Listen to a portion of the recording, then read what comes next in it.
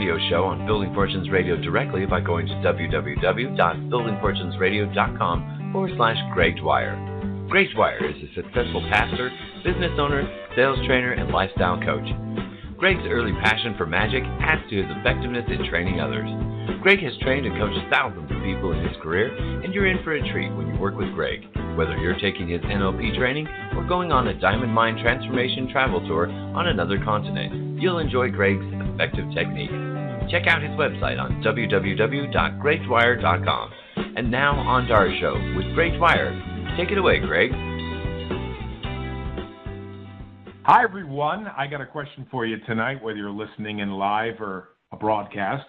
If you damaged your health or you put your health in any kind of danger, would you take that seriously? You know, this is something we don't probably think about a lot. As long as our health is well, our body is well, everything's going okay. But the minute something happens, then it becomes a problem. Wouldn't it be better to handle things upstream, to make sure that everything's working well, that you're healthy? So most people think about this at the end of December, the beginning of the new year, January. My guest today is Kyle Crocker. He is a human movement specialist, and we're going to talk about health. Kyle, thanks for being on the podcast tonight. Hey, Greg, thanks for having me. So how did you get involved with this movement? And no pun intended, but what's this backstory on all of this? Started with history of martial arts, the long background of martial arts. Started Taekwondo and started probably 8-9 different martial arts since. And I ended up, when I was 19, I was just out of fighting, and I was working at Phys Ed in New Milford, and I was friends with a lot of the trainers there, and I was working facilities, just cleaning up the locker rooms and at both the main floor as well. And they all encouraged me to become a trainer because I had such a good understanding for it and such a strong interest in it. And a few years later, I ended up signing up with National Academy of Sports Medicine, got my certification, and haven't really looked back. That's great. And I noticed you have a title here, Human Movement Specialist. How did you come up with that? Because that's pretty unique. Yeah, so I came up with the title of Human Movement Specialist after I've acquired a handful of specializations through the National Academy of Sports Medicine.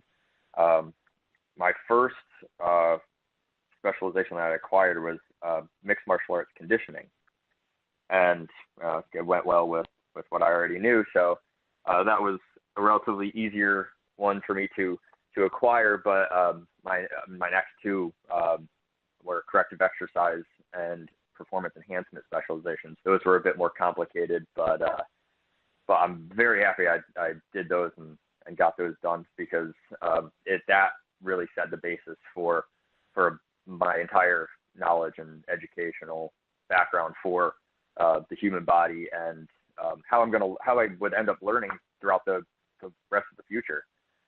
Made me more aware of myself and made me more attentive to other people's bodies, movements, and brought my attention to detail out a lot more. And that's how I kind of adapted the title of Human Movement Specialist because it just described what I did a lot better than personal trainer.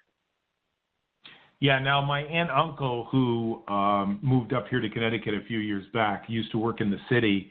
They were dancers and teachers. They would travel all over America, Broadway, France, Europe, everywhere.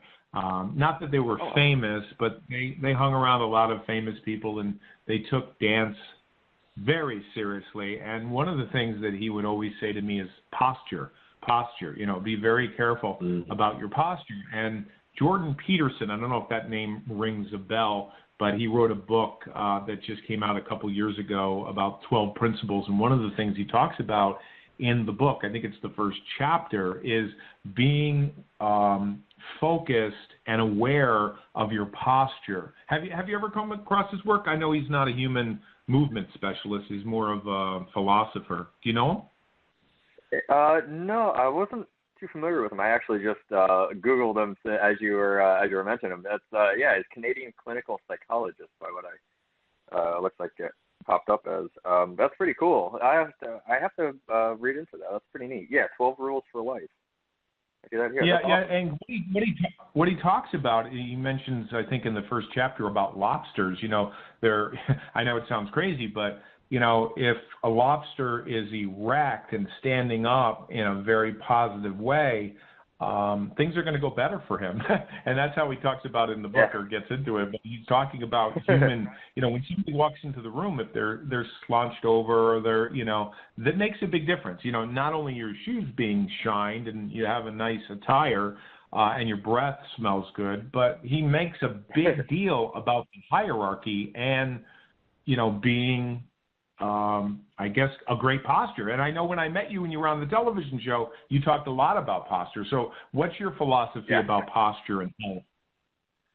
Oh, posture, though, as time progresses and the more that I learn, the more I realize, the more I see how important posture is in so many different aspects, because it really can play with, I've noticed it myself, it actually can interact with heart rate if you have poor posture. And I mean, I can't fully explain it right now. It's just something I've noticed, but like it'll increase anxiety that, you know, if you're hunched over and your chest is putting pressure down on your other muscles, and your whole front side is closing in. Now you've decreased your amount of, like, your lung capacity, how much your lungs and your rib cage can expand and contract. So you're depleting yourself of the ability to have a deeper breath and to breathe better. So I can completely see how that's going to interact with your heart rate and everything else that's associated with it, your muscles that your heart feeds. So you're going to be more achy if your heart rate is, or if your heart can't pump as efficiently, or you're not getting enough oxygen because your posture is too. Wow. And the other thing is, it does affect your emotions. I can only speak for myself. If I'm, you know, leaning over the computer, looking at email, or I'm doing something on social media, and I'm hunched over and I'm really like focusing on some project, I find that just getting up from the chair and the desk and moving away and stretching, it makes a big difference psychologically, not just physically. And I'm sure you're aware of the connection between the psychological aspects in the body, right? Oh yeah, absolutely. I mean, I bring a lot of psychology to my training, because the mind is 50% of the body. It's what controls the rest of it. So without our mind, we literally don't have anything else. So so we need to keep our body healthy to keep our mind healthy, and we need to keep that connection strong. Otherwise, we lose that coordination, all the stuff that's important to life function. Yeah, I tend to be very much in my head. I'm very much thinking about stuff, but I realize that the connection between the body, in fact, I was just reading this the other day. The guy was talking about it in the book. I can't remember which book I was reading, but he was saying, look, if you don't take care of your health, you don't get enough sleep, you don't get enough water, it's actually going to affect your business. It's going to affect your thinking. It's going to affect everything. You know what I mean? Absolutely. Absolutely. It's been something that I've really focused a lot on, especially this year, because it's everything. This is what kind of bugs me a little bit about the modern days, is that we've separated the body into so many different pieces, so many different categories. Hand specialists, foot specialists. Everybody specializes in one thing, but it's the body as a whole. The body is one machine. And it's one little thing. If one little thing alters in the body, the next thing's going to alter, and it's going to start a chain reaction. It's a kinetic chain, and we need to keep everything healthy as a whole. And if that one little thing is off, we need to fix it, so that way it doesn't create an imbalance throughout the entire body. It sounds like a holistic approach, and a lot of states are into this lockdown mode. Be safe. If you love people, stay home. But I guess what I think is, you probably need to get out and walk. You probably need to get out and get on a bicycle if you can, if it's sunny and it's not snowing. What's your thoughts about, hibernation, whether we're in lockdown or not, because it is winter here on the East Coast? What's your thoughts about all of that? It's definitely hard times. Everything's it's shut down with lockdowns and stuff like that. Everybody's trying to be safe, and it's hard. We need to stay active. It's just part of our life. It's just part of how we are designed to stay active, stay moving. There are plenty of ways. Home fitness has gotten huge lately. Between personal training and online training, group classes online with Zoom, it's been a big hit. People haven't tried that. I really encourage them to try that, because staying active is the key during all of this. Because if we're sitting on the couch, if we're stressed and worried about what's going to happen next, the virus isn't something to fear per se. It's something to respect, but we need to also think about our own health and stay active. We can get outside and run while we're staying safe and everything. Yes, by all means, definitely do that. We need the sunlight. That helps with our psychological health as well. But yeah, definitely stay active. That's the hardest part these days. If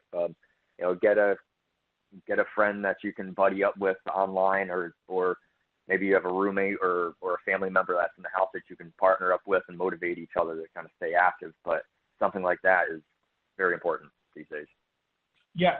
The other day I was reading, I think it was the same book, and they were saying you got to at least walk 10,000 steps a day. Is that pretty much a benchmark for you? Do you kind of have that number in mind, or is your number bigger or smaller, or you think that's even legitimate? It's a little tough because everybody's different. 10,000 steps to somebody, I don't know, I'm always on my feet, so 10,000 steps to me might not be that much. 10,000 steps to somebody who might work at a desk might be a little bit more challenging. So 10,000 steps, it could be a good benchmark for a lot of people, especially those working from home. More on something I've been focused more on lately is recovery versus activity.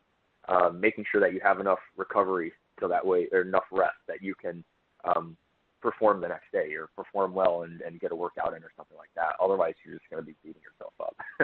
But 10,000 steps is great. Pretty good mark. I go for it. Right, and the other thing is, I know some people, they go to gym every day, and I'm thinking it's a little bit too much. Your body needs time to rest, as you just said, to be able to recoup. So yeah. How do people get a hold of you, Kyle? I have my phone number that most people is just a call or text on 203-805-1570. Also, my email, kyle.crocker@calfitofficial.com. And you can also, right now, my website is down for maintenance, but it should be back up within the next few days.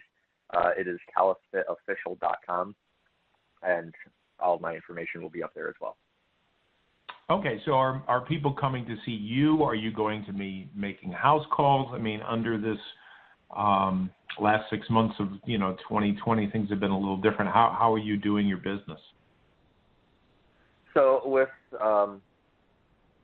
I used to be in the Bantam Arts Factory, and I shut down in May. Well, I closed up officially in May, and I just I was given an opportunity to get out with debt free, and I was like, all right, I'm going to take the opportunity. I was already a couple months in the hole for March and April were pretty much dead months because of COVID. So I just thought it'd be why waste the money? I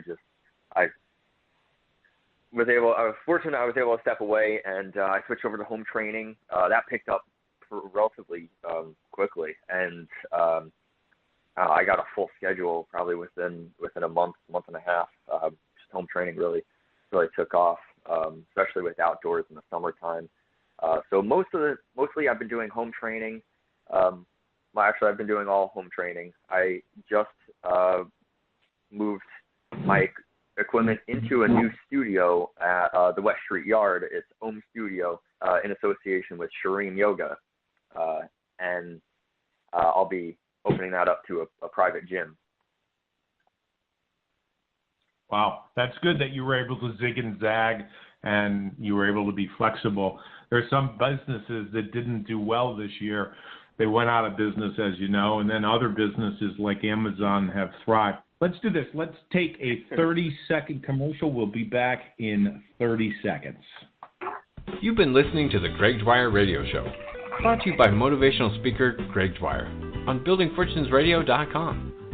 Do you wish you could sharpen your focus on what matters most to you and achieve more? Then you owe it to yourself to read Greg's ebook at gregdwyerebook.com. That's www.gregdwyerebook.com. Download it today and give it away. As always, we want to thank you for listening to the Greg Dwyer Radio Show on Building Fortunes Radio with motivational speaker Greg Dwyer. Now back to our show. Take it away, Greg. So, Kyle, I was thinking during that break there, what would you say to someone that, is not going to travel anywhere to see you? They're not going to have you come in, but maybe give them some professional insights. I almost said the word advice, but insights, things that an ordinary person can do during this time of maintenance, let's just say. What were some key thoughts that you could share with us? Stay active in any way possible. Keep lots of range of motion in your joints. Otherwise, they will stiffen up, especially if you're working at a desk. Been a witness to that quite a bit this year. And foam roll and stretch. We're a little bit more sedentary these days, so stretching and foam rolling will be a huge benefit for us. It'll help decrease a lot of that pain and discomfort that we might get over the COVID times. What about drinking water? The first thing that I do when I wake up in the morning before I do anything is I just reach for my water and I drink the water. During the day I take supplements.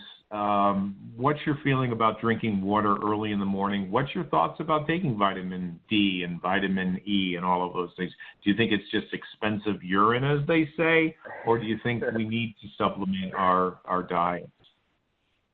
It's funny you said that, because I was actually just thinking that. I'm like, but a lot of times it depends, because it depends on how your diet is really. Is most of us will get all of our vitamins and nutrients that we need through our regular diet, as long as we have a well-balanced diet, eating plenty of veggies and fruits and, good proteins and stuff like that. So vitamins won't necessarily help us too much unless we do have a deficiency or something like that. But water, I'm glad that you mentioned that, because water in the morning is very, very important. Especially as we age, the older we get, the more that water becomes crucial in the morning. If you think about anything in nature, 70% water, 72% water we're made up of, which means our blood is 72% water. So if our blood is 72% water and we're dehydrated, which in the morning, that's when we're dehydrated the most. So we want to have that water in the morning. And let's say we're depleted to 65% water. That's a significant drop. So that blood in your veins and in your arteries is now going to get thicker because it doesn't have as much water in it. So it's going to make it harder for your heart to pump. So first thing in the morning, if you don't have that water, if you don't have anything to hold on to that hydration for you, and you jump up and you go out to shovel snow, you go out or you have a cup of coffee, that's going to increase your heart rate. Or you do a workout first thing in the morning before getting water. All that stuff could impact your heart pretty dramatically. So water is important for the first thing in the morning. It could be fatal. Yeah, it could be fatal. Yeah. I mean, what I hear you saying is you could actually not make it to the car, right? Exactly. I read something about, I want to say it was about 5 years ago, that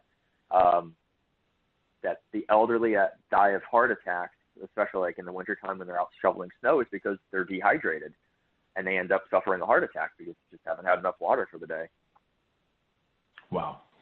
Well, it's interesting that you say that. I just finished a book this week called The One Thing by the guy who started the Keller Williams Realty company. And the name of the book is called The One Thing. And it's a simple philosophy.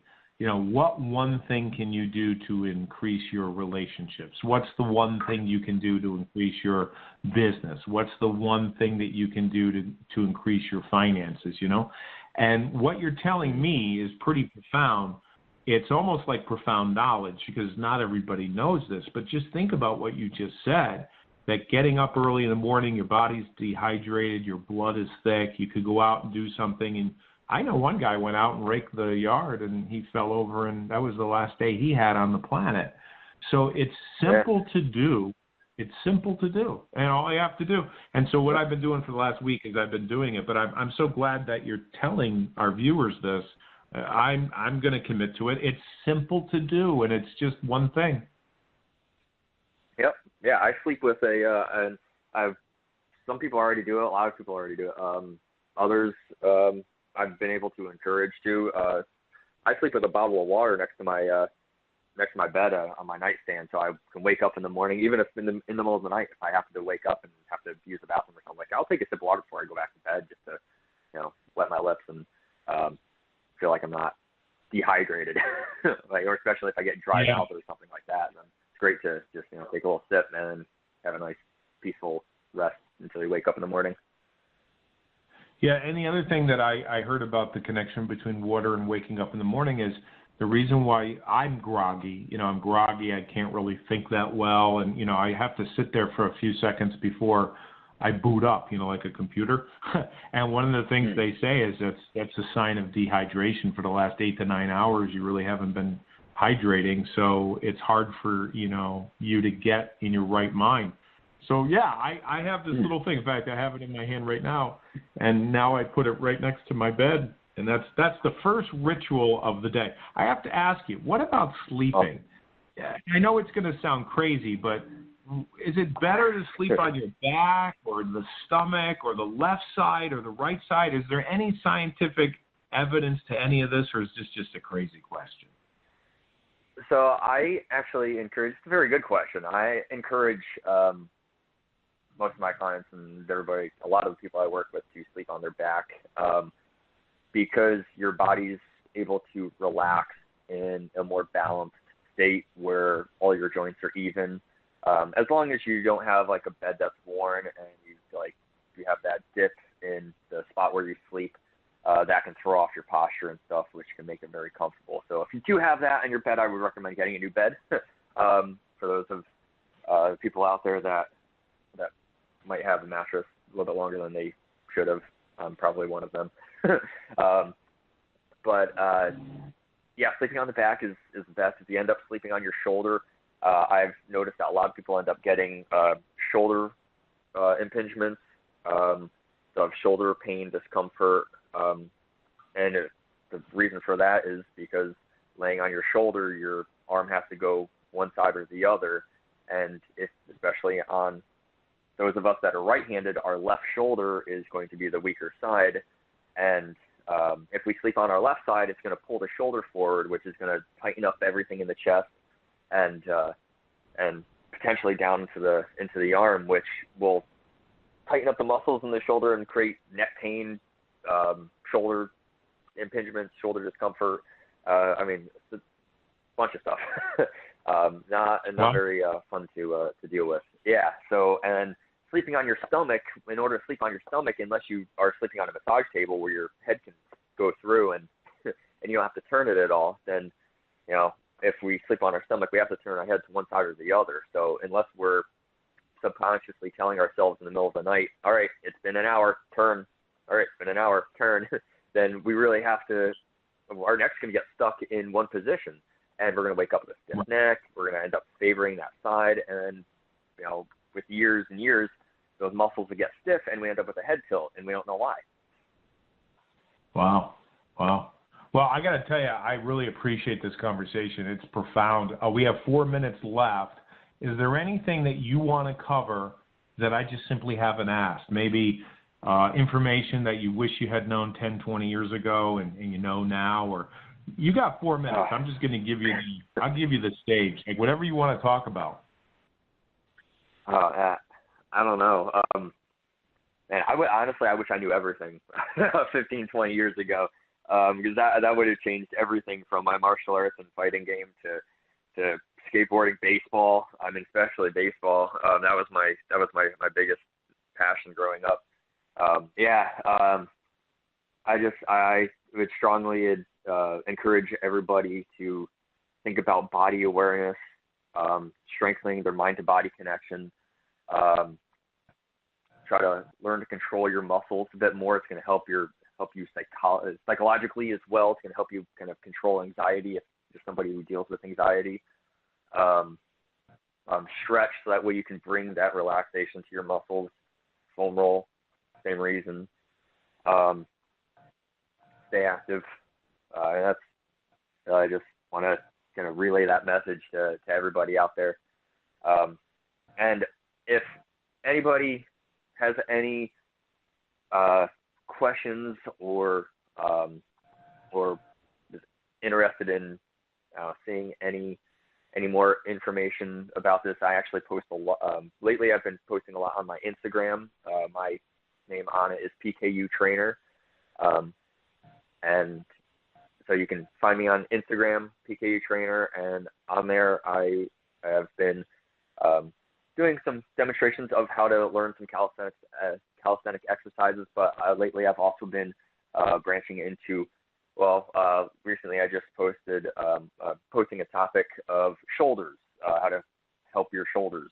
So these will be exercises, stretches, foam rolling techniques that will help you to loosen up the muscles that create those shoulder impingements and those shoulder injuries, and kind of regain the balance in the body. And I'll be covering everything from shoulders to hips, knees,